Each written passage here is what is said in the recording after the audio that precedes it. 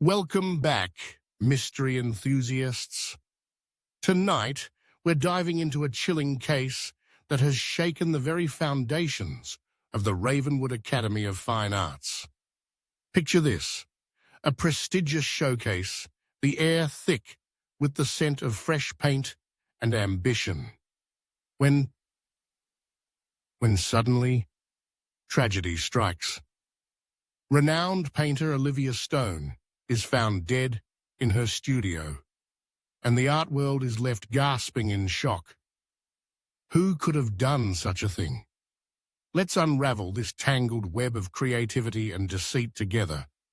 First, let's meet our suspects.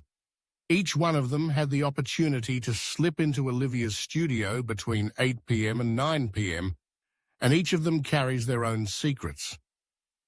There's Mr. Gray, the sharp-tongued art critic, notorious for his biting reviews.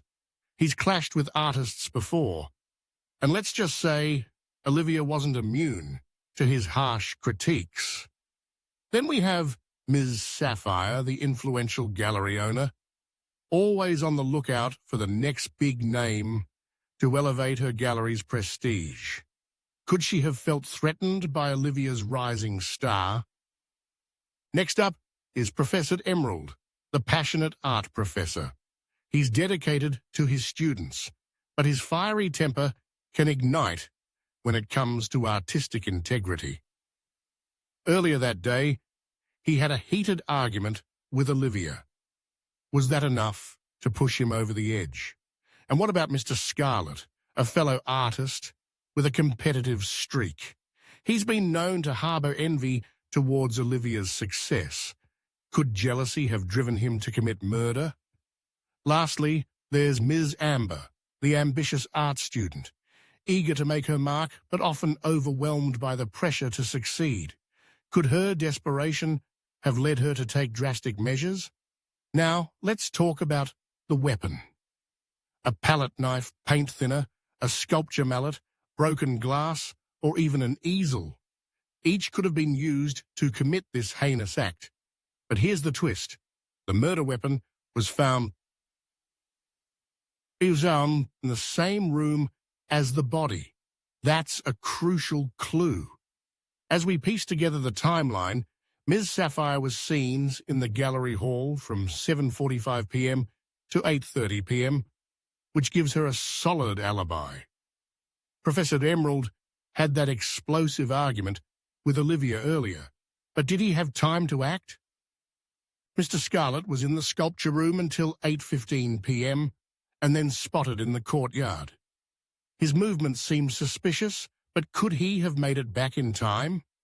And Ms. Amber? She claims to have broken a glass jar in the supply closet around 8:30 p.m.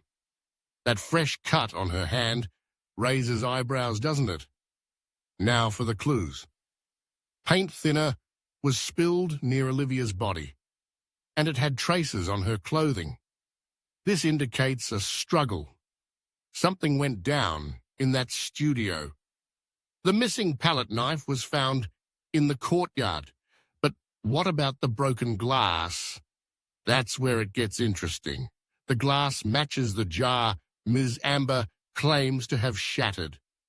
Let's pause here and ask our viewers if they have found the solution.